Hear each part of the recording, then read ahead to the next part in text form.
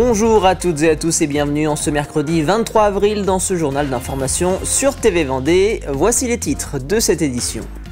Nous irons tout d'abord à La Roche-sur-Yon où les fidèles se succèdent dans l'église Saint-Louis depuis l'annonce du décès du pape François en ce lundi de Pâques. Les messes et les veillées sont nombreuses en Vendée et seront organisées jusqu'aux obsèques du souverain pontife prévues ce samedi à Rome. Nous parlerons également de ce partenariat 100% gagnant entre des agriculteurs du pays des Achards et la société Veolia. L'exploitant de la station d'épuration de Saint-Julien-des-Landes leur propose d'utiliser la boue générée comme épandage dans les champs et cela gratuitement.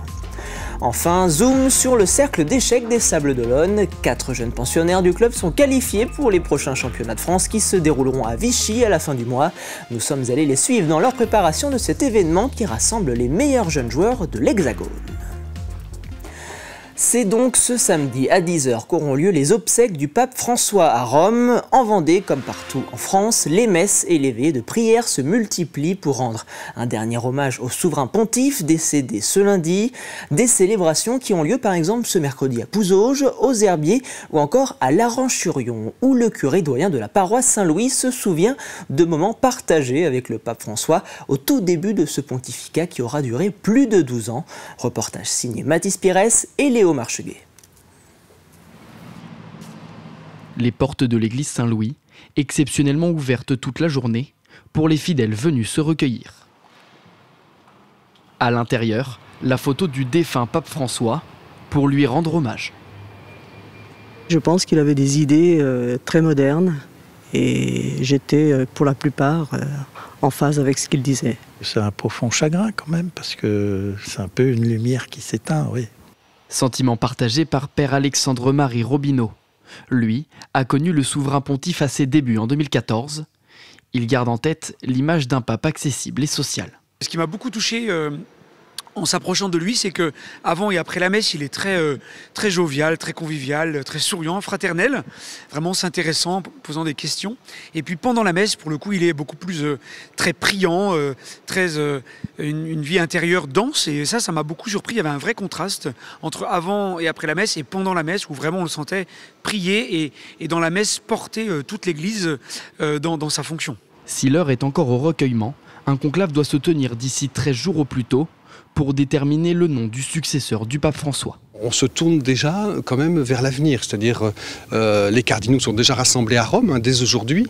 Ils vont travailler, alors c'est le moment le plus important maintenant, parce qu'ils font le travail de réflexion pour dire un peu tout ce qu'a été le pontificat du pape François et de voir un peu ce qu'il faudrait pour l'Église dans les années qui viennent.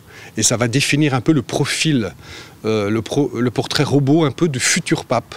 Ce mercredi soir, la cathédrale de Luçon organise une veillée de prière en hommage au pape François, mais aussi à son successeur. Prenons désormais le chemin de Saint-Julien-des-Landes, où chaque année la station d'épuration de la commune génère environ 7000 m3 de boue à partir des eaux usées collectées, soit l'équivalent de 2 piscines olympiques, une matière qu'il convient d'évacuer à partir du printemps et durant l'été.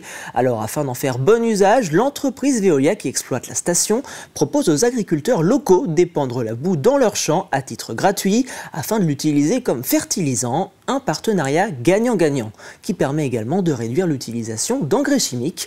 Reportage Léo Marcheguet. Donc là, ces 3 parcelles elles sont concernées par les épandages aujourd'hui. Plan à la main, Olivier vérifie les parcelles sur lesquelles vont être épandues les boues d'épuration de la station de Saint-Julien-des-Landes. Mais avant de passer à l'action, ces boues doivent respecter un protocole bien précis. Les boues sont analysées plusieurs fois par an, en l'occurrence ici c'est 4 fois par an. Donc on vérifie leur conformité donc, à la réglementation. À partir de ce moment-là, le dosage à la parcelle par hectare est défini en fonction notamment de la concentration en azote. Les boues d'épuration générées tout au long de l'année sont stockées dans ces silos. Le silo est derrière, les 600 m3, et il vient pomper, remplir sa citerne directement depuis le silo. On a un agitateur, on a agité la veille pour que ça soit bien homogène. Donc là, il n'y a plus qu'à vider, faire les allers-retours. Il y en a une 30aine à faire dans la journée. Et ces allers-retours, c'est Clément qui les effectue. Ce prestataire de Veolia est chargé de l'acheminement des boues depuis la station d'épuration jusqu'aux parcelles concernées. Là concrètement, on revient de la station d'épuration, donc on est arrivé dans la parcelle. Et donc là, je déplie la rampe d'épandage de la tanne à lisier qui va permettre de répartir les boues de station sur la parcelle qu'on doit épandre. Donc là, c'est une parcelle, c'est une prairie qui a été pâturée, qui va être transformée pour faire du maïs. En plus d'être un excellent fertilisant naturel, les boues d'épuration présentent un avantage écologique pour les agriculteurs. Ah, il y a vraiment un effet, oui. Oui. Ça remplace vraiment les autres engrais qu'on met autrement. Oui. C'est plus organique, c'est moins.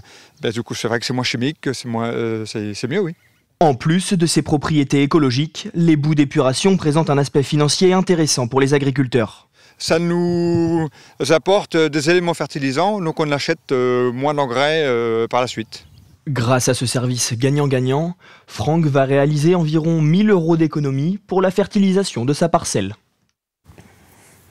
Comment relancer l'attractivité des cœurs de ville? Avec près de 10% de locaux commerciaux vacants en centre-ville, la commune de La Roche-sur-Yon met tout en œuvre pour dynamiser ses zones commerciales. C'est le cas par exemple de l'aide à la rénovation des devantures ou la gratuité du stationnement dès le samedi après-midi.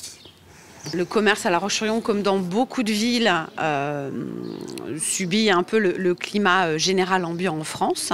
Mais il faut savoir que La Roche-sur-Yon est malgré tout préservée. Notre vacance commerciale est inférieure à d'autres villes similaires à la ville de La Roche-sur-Yon.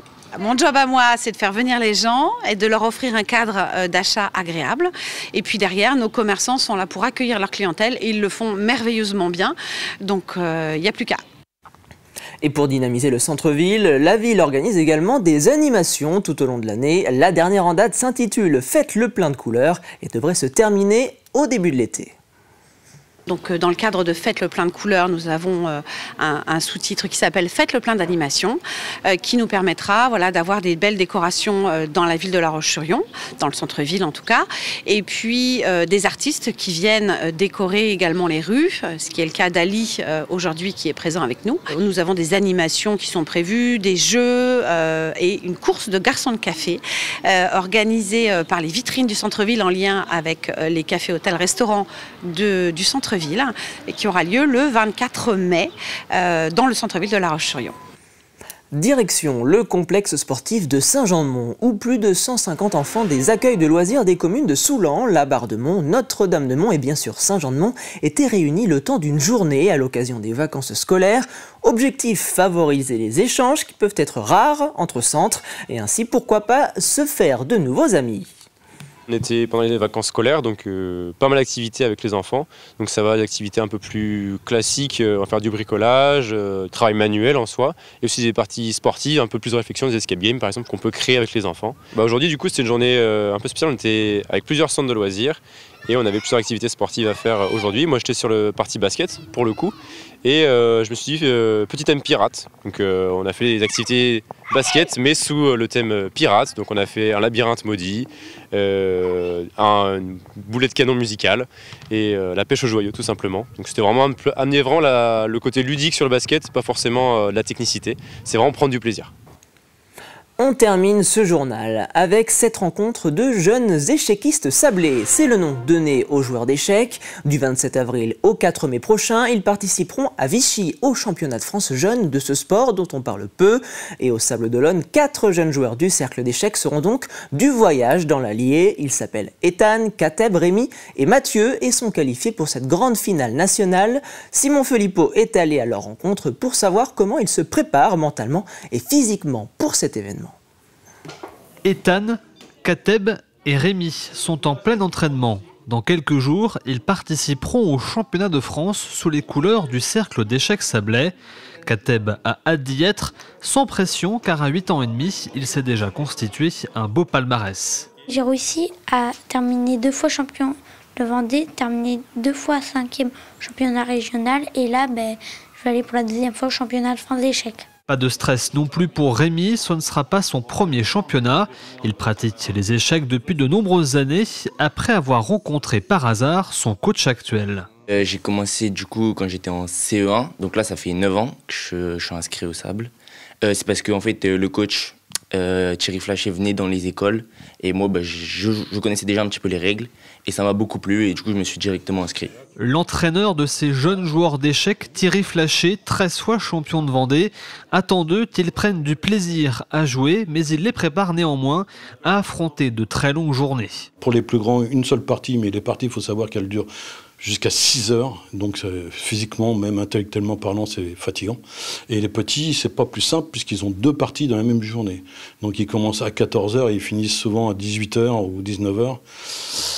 Et forcément, ils sont fatigués. Alors les petits, ils récupèrent très vite, vous savez, quand ils sont tout petits.